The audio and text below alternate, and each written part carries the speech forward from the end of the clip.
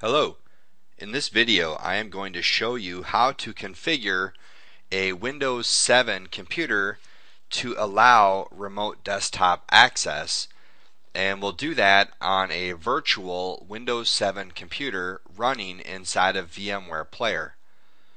We'll also show you on a different Windows 7 virtual computer running inside of VMware Player how to configure the remote desktop connection software and actually make a connection to the computer we configured to allow a remote desktop access connection.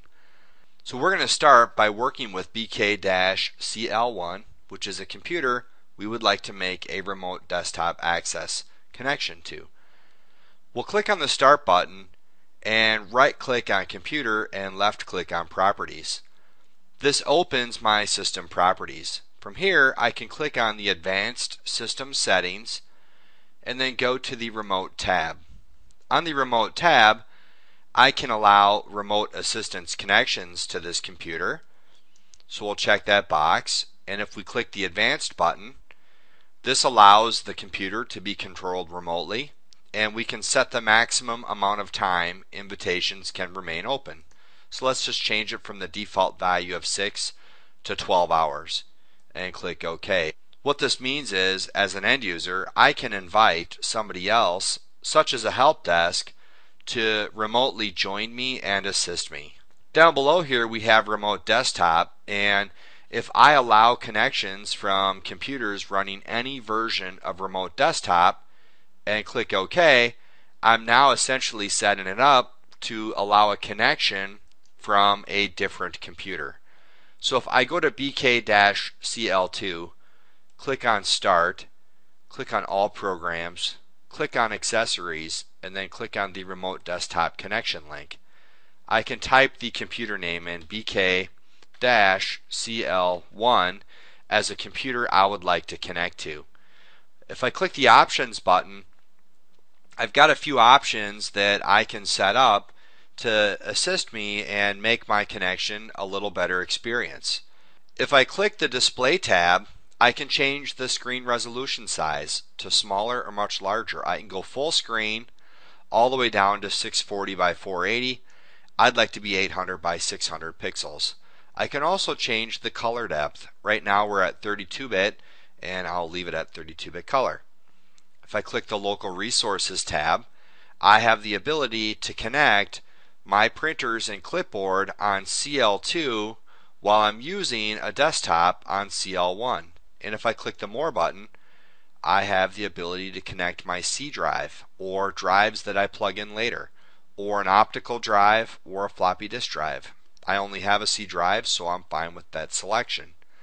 If I click OK and then go to the Experience tab, on the Experience tab I'm going to change my speed from low speed broadband to LAN, 10 Mbps or higher, and you'll see that a LAN connection allows desktop background, font smoothing, desktop composition, and an overall better experience. So in summary, I'm going to connect to BK-CL1, and over here this is BK-CL1. I've allowed the connection. So from BK-CL2, let's click the Connect button, and we have to connect and provide a password for the connection and click on OK.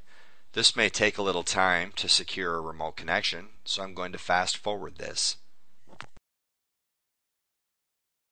Okay, now we're connected.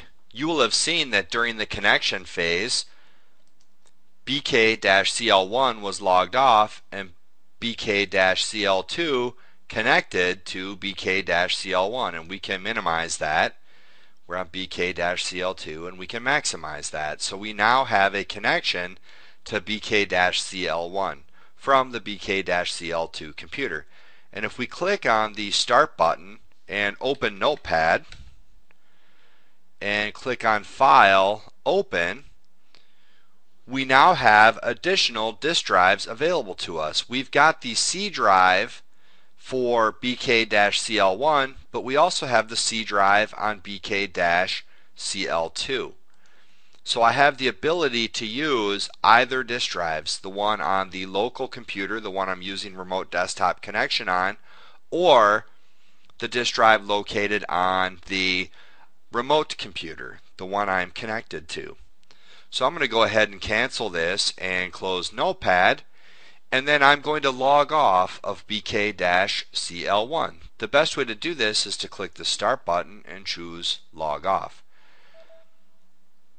So this concludes my presentation on how to configure a computer to allow a remote desktop access connection, as well as how to make a remote desktop connection to a remote computer.